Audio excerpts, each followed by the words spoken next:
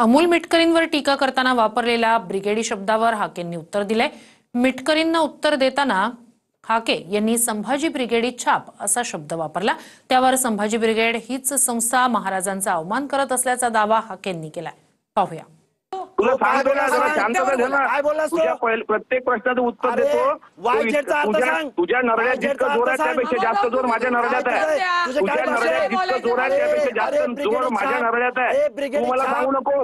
तू एकेरी भाषेत सुरुवात केली म्हणून तुला तुझ्याच भाषेत उत्तर दिलंय। तू नको शिकू मला। तो जास्त बोलू नको। तू ऐक जरा। तुझा असेल तो भाऊ मला नको सांगू तुझा भाऊ। मुळात या संभाजी ब्रिगेड नावाची संस्था आहे, त्यांनीच छत्रपती संभाजी महाराजांचा अपमान केलेला आहे। कारण हे संघटना छत्रपती संभाजी महाराजांच्या एकेरी नावाने चालवतात आणि हे आजकाल चालवत नाहीत, तर गेल्या 20-25 वर्षापासून चालवतात। उलट आमचाच या संघटनेवरती आरोप आहे की छत्रपती संभाजी महाराजांच्या नावाचा हे एकेरी नाव वापरून अवमान करतायत।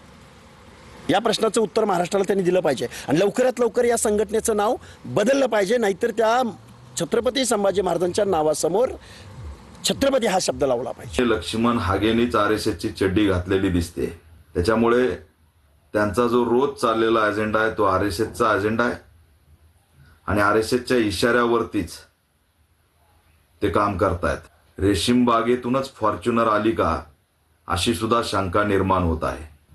ओबीसी आरएसएसचा गुलाम होत चाललाय आणि त्याच्यात भर टाकणारे ओबीसींचेच नेते झालेत।